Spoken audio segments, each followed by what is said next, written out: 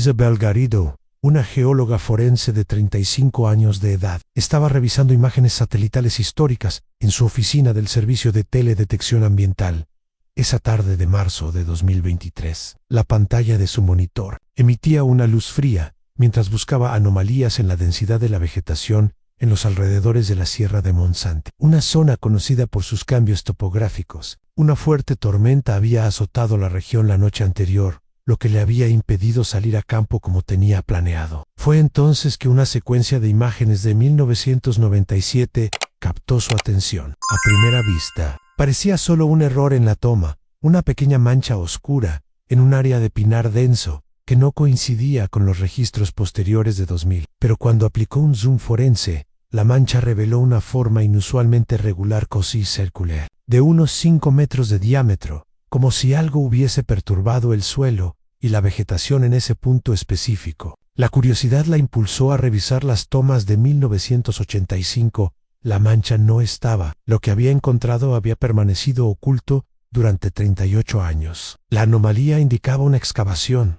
un movimiento de tierra que había sido cubierto, pero la vegetación nunca había vuelto a crecer con la misma densidad. Y lo más perturbador, la forma circular sugería una intervención humana deliberada, no un fenómeno natural. Este descubrimiento cambiaría para siempre un misterio de casi 4 décadas que había atormentado la comunidad de un pequeño pueblo rural cerca de Tarragona. Isabel no tenía idea de que esta tarde ordinaria se convertiría en el día más inquietante de su vida. Lo que estaba a punto de descubrir había permanecido oculto por décadas, esperando este momento. En unos minutos, un secreto de 4 décadas sería finalmente expuesto. El pueblo de El Pinar del Bosque nunca sería el mismo después de ese descubrimiento. Era el cálido verano de 1985. El pequeño pueblo de El Pinar del Bosque, en los arrabales de Tarragona, bullía con los preparativos de un acontecimiento que prometía ser la comidilla de la comunidad. Por meses, Miguel Sánchez, 28 años, el carismático hijo del panadero local, y Elena Morales, 26 años, la dulce y vivaz maestra de la escuela primaria, estaban a punto de unir sus vidas en matrimonio. Su historia de amor era conocida por todos, un romance puro que había crecido desde la infancia y que culminaría en la antigua iglesia de Santa Clara, un edificio de piedra centenario que había sido testigo de incontables bodas a lo largo de generaciones. La ceremonia se celebró el 12 de agosto, un día soleado y sin nubes. Las campanas de la iglesia repicaron con alegría y el aire se llenó con el aroma de las flores y la risa de los invitados. Miguel, con su traje impecable, y Elena, radiante en su vestido de encaje, eran la personificación de la felicidad. Sus esperanzas para el futuro eran palpables. Soñaban con formar una familia, con un pequeño hogar en las afueras del pueblo, y con una vida sencilla pero plena. Tras la ceremonia, la celebración se trasladó a la finca de los Morales, una propiedad modesta pero hermosa en las afueras, rodeada por densos pinares. El banquete fue una fiesta tradicional catalana, con mesas repletas de comida casera, vino local y música que invitaba a bailar hasta el amanecer. Los invitados se despidieron de la pareja entrada la madrugada, con abrazos y buenos deseos. Miguel y Elena les prometieron que les visitarían pronto, que la felicidad apenas comenzaba. Subieron al coche nupcial, un viejo Seat 1500 de color blanco, decorado con cintas y flores, y se alejaron por el camino de tierra, sus risas perdiéndose en la noche. Esa fue la última vez que alguien los vio. A la mañana siguiente, la ausencia de los recién casados se convirtió en una preocupación. No habían llegado a la casa que tenían preparada para su luna de miel en un pueblo cercano. La preocupación se transformó en alarma cuando el Seat 1500 fue encontrado, abandonado al mediodía, en una carretera rural secundaria. En un tramo poco transitado que conducía hacia el interior del bosque, las puertas estaban cerradas, las llaves aún en el contacto, como si hubieran parado por un instante y nunca hubieran regresado. Dentro del vehículo no había signos de forcejeo ni de lucha. Todo parecía en orden, excepto que Miguel y Elena no estaban. La Guardia Civil de Tarragona inició una búsqueda masiva. Decenas de agentes y voluntarios peinaron los bosques, los barrancos y la costa cercana, pero no encontraron ninguna pista, ni un rastro, ni una huella, ni un pañuelo de Elena. Era como si la tierra se los hubiera tragado. Los días se convirtieron en semanas, las semanas en meses, y el misterio de la desaparición de Miguel y Elena se convirtió en una herida abierta en el corazón de El Pinar del Bosque. La alegría de la boda se transformó en un manto de tristeza y desconcierto que envolvió a la comunidad. Nadie podía entender cómo una pareja podía desaparecer sin dejar el más mínimo indicio. La pregunta de qué fue de Miguel y Elena se mantuvo sin respuesta. Los años pasaron, pero el misterio de Miguel y Elena nunca desapareció por completo de la memoria de El Pinar del Bosque. Cada 12 de agosto, el recuerdo de su boda se mezclaba con la incertidumbre de su destino. Las familias Sánchez y Morales envejecieron con el dolor de la ausencia. La madre de Elena, doña Carmen, se negaba a creer que sus hijos estuvieran muertos. Su corazón de madre se aferraba a la esperanza de un improbable regreso. El padre de Miguel, don José, mantuvo la panadería abierta, pero la chispa en sus ojos se había extinguido. La gente del pueblo, aunque acostumbrada al silencio, sentía la pesadez del secreto no revelado. Algunos susurraban sobre fugas, otros sobre un crimen pasional. Ninguna de las teorías ofrecía consuelo. Pero lo que el pueblo no sabía era que la verdad estaba mucho más cerca de lo que nadie podía imaginar. Miguel y Elena no se habían fugado o no habían sido víctimas de un crimen pasional al azar. Fueron raptados esa misma noche de su boda, en ese tramo de carretera desolado. La oscuridad de la noche se tragó sus gritos. Fueron llevados a un lugar oculto, a las profundidades de ese mismo pinar que todos consideraban inofensivo. Allí, en una cavidad subterránea improvisada, fueron retenidos por dos hombres que se cubrían el rostro. Los hombres no pronunciaban palabra, solo se comunicaban con gestos. El terror de la pareja era inmenso. Miguel intentó resistirse, pero fue inmovilizado con fuerza bruta. Elena, presa del pánico, se aferró a su esposo. Les obligaron a descender por una estrecha abertura. La humedad del subsuelo los envolvió. Los responsables de este acto eran dos hermanos, Tomás y Ricardo Vidal, hombres solitarios, con una profunda amargura hacia la modernidad que, según ellos, estaba corrompiendo las tradiciones de su amado pueblo. Tomás, el Mayo Ere, era el cerebro, un hombre de ideas fijas, convencido de que la familia Sánchez y Morales, con sus negocios prósperos y su influencia en la comunidad, representaban todo lo que él detestaba. Ricardo, el menor, era más impulsivo y volátil. Ambos compartían un oscuro secreto, una antigua rencilla territorial con las familias de los recién casados. Los Vidal creían que un terreno, que ahora era parte de la propiedad de los Morales, les pertenecía por derecho ancestral. Los recién casados, con su boda, simbolizaban la consolidación de aquello que ellos consideraban una usurpación. Durante días, Miguel y Elena fueron mantenidos en la oscuridad, con una mínima ración de agua y pan. La esperanza se desvanecía. Intentaron gritar, pero el aislamiento del lugar era absoluto. Miguel, a pesar del miedo, trató de consolar a Elena, susurrándole promesas de que alguien los encontraría. Los Vidal, sin embargo, tenían un plan macabro. Su objetivo no era el rescate ni la extorsión. Su objetivo era el simbolismo. Querían que la tierra, que creían su tierra, se tragara a quienes consideraban sus enemigos. Querían que la desaparición fuera un mensaje, una advertencia. El método del encierro fue ingenioso. Habían excavado una fosa cilíndrica profunda, camuflada con ramas y hojarasca, de unos 5 metros de diámetro. Utilizaron herramientas manuales y un sistema de poleas rudimentario para mover la tierra. La noche de la desaparición, tras inmovilizar a la pareja, los obligaron a descender esa fosa. Luego, con una lentitud cruel, comenzaron a rellenarla con la misma tierra que habían sacado, compactándola por capas. Miguel y Elena fueron enterrados vivos, lentamente, mientras la tierra los asfixiaba. Fue un acto de venganza fría y calculada, diseñado para borrar toda evidencia y dejar un enigma irresoluble. Después de enterrarlos, los hermanos Vidal se aseguraron de que no quedara ningún rastro. Cubrieron la superficie con una capa de hojarasca y ramas secas. Con el tiempo, el musgo y la vegetación rastrera fueron cubriendo la pequeña depresión que se había formado, haciendo que el lugar pasara desapercibido, incluso para los ojos. Más entrenados, los Vidal regresaron a sus vidas, ocultando su terrible secreto bajo una máscara de normalidad. El bosque, testigo silencioso, guardó la verdad durante casi 40 años. La Guardia Civil, sin pistas, cerró el caso como una desaparición sin explicación. Lo que nadie sabía era que el bosque tenía memoria. El hombre que desenterraría la verdad no era un detective ni un pariente doliente, sino un técnico de teledetección. Su nombre era Johan Soler, un cartógrafo retirado de 68 años de edad, con una aguda pasión por los mapas y las imágenes satelitales. Johan había colaborado en un proyecto de ordenamiento territorial para la Generalitat de Cataluña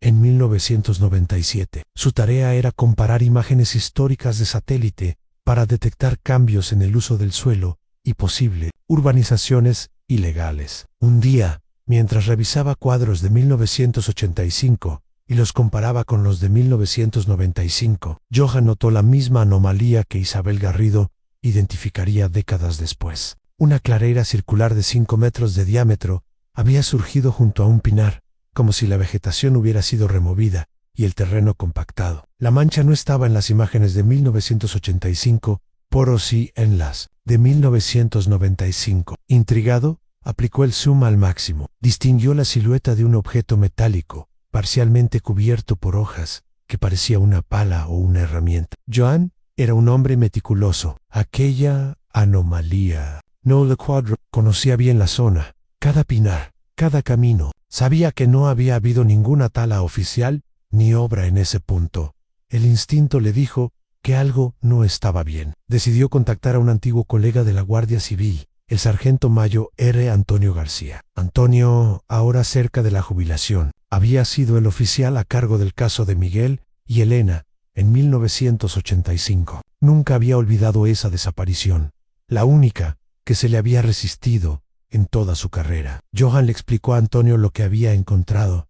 Al principio, Antonio fue escéptico. Imágenes satelitales, tonterías modernas, pensó. Pero la insistencia de Johan y la precisión de la ubicación le hicieron reconsiderar. Antonio, con la aprobación de sus superiores, solicitó un sobrevuelo de helicóptero sobre el punto exacto. La vista aérea confirmó lo que el satélite había mostrado: una ligera depresión circular de unos 5 metros de diámetro, casi imperceptible a nivel del suelo, pero evidente desde el aire. Musgo y vegetación rastrera cubrían lo que parecía una fosa recién excavada en el pasado. Antonio sintió un escalofrío recorrer su espalda. 38 años de misterio. 38 años de preguntas sin respuesta. Las familias habían vivido un tormento silencioso. Este hallazgo, por una anomalía en una imagen satelital, podría ser la clave que se les había escapado. La expectativa de la verdad se cernía. Sabre el sargento García, con el corazón en un puño, sabía que se acercaba el momento de la revelación. La carga de saber, aunque aún incompleta, era inmensa. El equipo forense llegó al lugar con maquinaria ligera y herramientas de excavación. La zona fue acordonada. El silencio del bosque, solo roto por el sonido de las palas erras sobre cogid. La excavación comenzó lentamente, capa a capa. A 2 metros de profundidad, la tierra cambió de textura. Se volvió más blanda, menos compacta de lo que debería ser en un bosque tan antiguo. El olor a humedad y a descomposición se hizo más fuerte. Fue entonces cuando el equipo de excavación descubrió los primeros restos. Primero, fragmentos de tela, descoloridos y pegados a la tierra. Después, un zapato de mujer, delicado y blanco, con restos de encaje. Y finalmente, los huesos. Restos óseos humanos entrelazados, como si las personas hubieran estado abrazadas en el momento de su trágico final. La escena era desoladora. El análisis forense en el laboratorio de Barcelona fue rápido y concluyente. Los restos pertenecían a un hombre y una mujer. Pruebas de ADN confirmaron las identidades. Eran Miguel Sánchez y Elena Morales, los recién casados. La pareja desaparecida 38 años atrás. Habían sido enterrados vivos. La causa de su fallecimiento fue asfixia por sofocación. No había signos de heridas de arma blanca ni de bala. La tierra misma había sido su verdugo. El sargento García, al recibir la confirmación, sintió un peso inmenso sobre sus hombros. La verdad era mucho más cruel de lo que jamás había imaginado. No era un accidente, ni una fuga. Era un acto deliberado y macabro. La pregunta clave era: ¿quién y por qué? Las investigaciones se centraron en la zona del hallazgo. Se encontró una vieja herramienta de excavación, oxidada, pero reconocible, cerca de la fosa. Una pala de una marca ya extinta, pero con un detalle particular. Una inicial grabada en el mango. La letra fincó la policía, siguiendo esta pista, y la información de Johan sobre los cambios de tierra entre 1985 y 1995. Comenzó a revisar los registros de propietarios de tierras cercanas. Fue así como llegaron a los hermanos Tomás y Ricardo Vidal. Ambos vivían en una masía aislada, a pocos kilómetros del lugar del hallazgo. Tomás, el mayor, era conocido por su temperamento huraño y su obsesión por las disputas territoriales antiguas. Ricardo, el menor, era más sumiso pero igual de reservado. La Guardia Civil los interrogó por separado. Al principio, negaron cualquier conocimiento, pero la presión de la evidencia, el descubrimiento de los restos, la fecha y la presencia de la herramienta con la inicial 5 en la escena comenzó a romper su fachada. Ricardo, más débil de espíritu, se quebró primero. En un confesionario a un sacerdote, el padre Antonio, a quien la Guardia Civil había puesto en contacto discretamente, reveló el horrendo secreto. Fue una venganza por una antigua disputa de tierras que se remontaba a la Guerra Civil Española, una disputa que los Vidal sentían que les había arrebatado parte de su herencia familiar. Para ellos, el matrimonio de Miguel y Elena representaba la culminación de esa usurpación. Miguel, hijo del panadero, y Elena, maestra. Sus familias, aunque respetadas, habían expandido sus propiedades a lo largo de los años. Los Vidal veían esto como un ultraje. La noche de la boda, los hermanos se escondieron cerca de la carretera. Cuando el coche nupcial de Miguel y Elena pasó, salieron de la oscuridad. Con armas rudimentarias, obligaron a la pareja a bajar del coche. Los ataron y los llevaron al pinar. Allí, a punta de pistola, los obligaron a descender a la fosa que habían cavado meticulosamente durante semanas. Los enterraron vivos, lenta y dolorosamente. Tomás y Ricardo, consumidos por un resentimiento ancestral, habían cometido un acto de crueldad inimaginable. La verdad, fría y brutal, finalmente salió a la luz. La comunidad de El Pinar del Bosque estaba en shock. El misterio que los había atormentado durante décadas se había resuelto de la manera más macabra posible. La revelación de la verdad sacudió a El Pinar del Bosque hasta sus cimientos. La noticia de que Miguel y Elena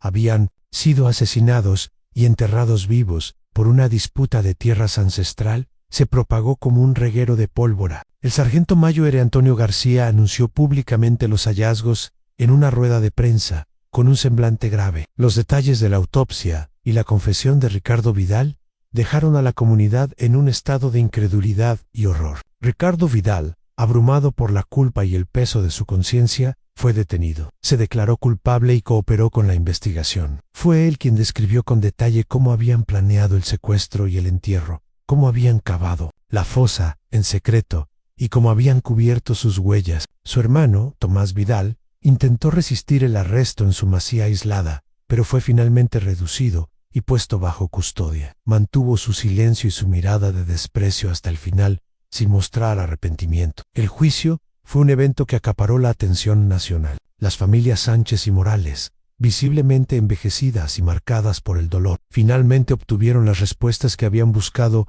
durante casi 40 años. No había consuelo en la brutalidad de la verdad, pero sí una especie de cierre en el cuerpo de Miguel y Elena, que había permanecido unido en la muerte, fue finalmente entregado a sus seres queridos. Se celebró un funeral conjunto en la misma iglesia de Santa Clara, donde se habían casado 38 años antes. El luto fue profundo. Todo el pueblo acudió para despedir a la pareja que nunca debió haber desaparecido.